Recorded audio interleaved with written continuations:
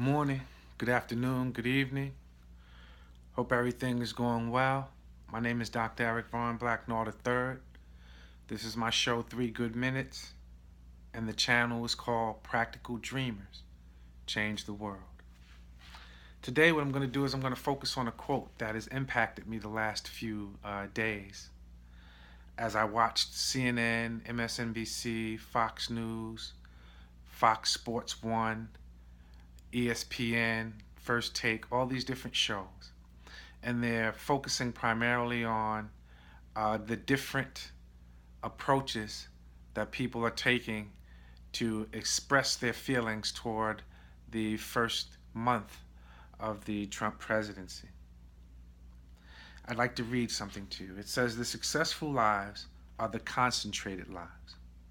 The utterly helpless multitude who sooner or later have to be cared for by charity are those who are never able to concentrate and who have become victims of negative ideas."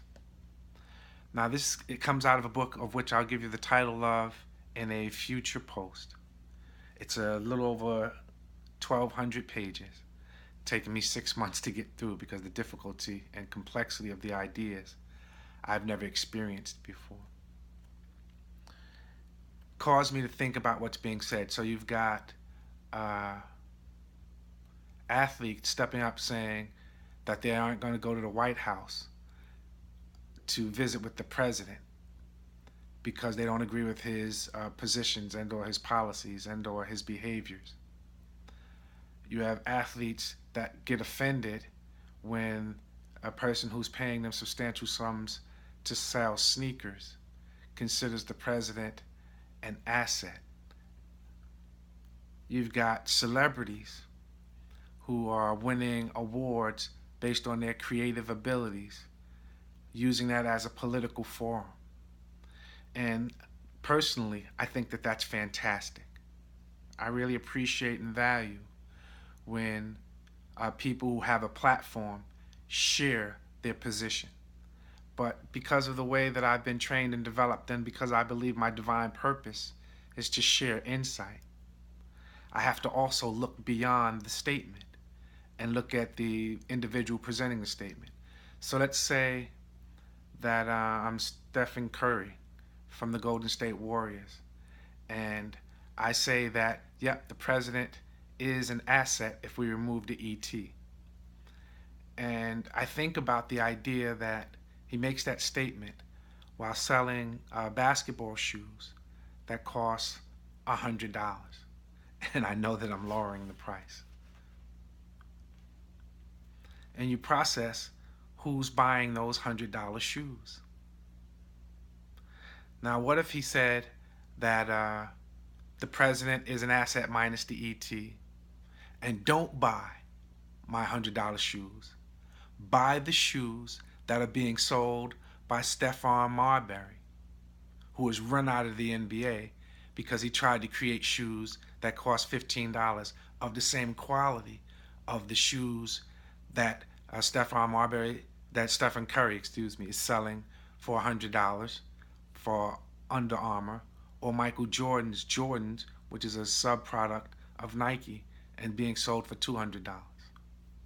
So Stephon Marbury goes to China and continues his dream of promoting hope and affordability by creating a shoe that's just as good as Under Armour or Nike or LeBron James, my favorite player in this particular era, and his $200 Nike shoes, the same quality, for $30.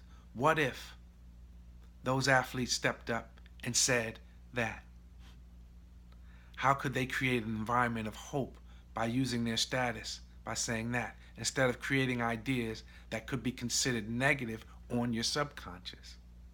What I mean by that is every time you hear something negative, that the President of the United States is anti-black community, I'm going to use that as an example. Every time you hear that, it becomes a part of your subconscious. And if you don't say, I don't care what his position is, mine is going to be hopeful.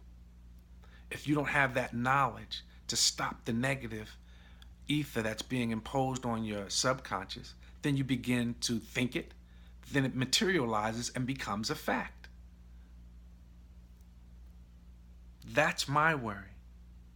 So if you go up and you get an award for being in a movie, and all of the movies that are coming out focusing on the black community go to a state in the American experience where it was better, where it was worse. So you get the impression, well, at least it's better now. At least I don't have to be a maid. At least I don't have to drink out of the colored water fountain or stay in different kinds of hotels. At least I don't have to do that. So you feel like you've made a step forward. So now you can speak out against a specific individual and not the overall policy that says, why are all the movies in Hollywood coming out focusing only on an era that had us in secondary status? When are we going to have some movies that focus on hope in present times? Or why wouldn't those same actors and actresses admit that for a TV show that's on for 30 minutes or an hour, that they're getting $100,000 per episode? And remember, I always say a lower number. If you were to look up these same actresses and actors that have stepped forward to take a political position, which I'm proud and happy that they are, but we need the whole truth. So we're opening up and diversifying Hollywood, but at the same time, they're creating for themselves the kinds of financial resources that they should want for everyone. So why wouldn't we say, let's open a theoretical repertoire in poor communities? Teach people how to act. Teach people how to do some of the technical opportunities that exist in Hollywood. So that's the other part. So don't just talk about how in front of the film or in front of the camera we need more diversity, and then don't discuss what's going on behind the camera. And I'm not talking about directors. I'm talking about stuntmen. I'm talking about caterers. I'm talking about people who do the lighting, the microphones, who do the site checks. That's what I'm referring to. So when we're talking about changing the political environment, that we also should change the environment in terms of ideas.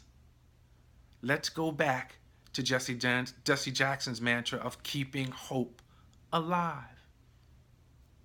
Or the President Obama's idea of change that matters. When we start to have those kinds of discussions in a time when the energy might be low because of some of the positions the president has taken, we can really begin to change outcomes, not just benefit our individual selves. And I end by reading this statement one more time so you can enhance it or understand it in your own right. The utterly helpless multitude who sooner or later have to be cared for by charity. Look up the word charity. And are those who are never able to concentrate. All the stuff being said, you're not able to think.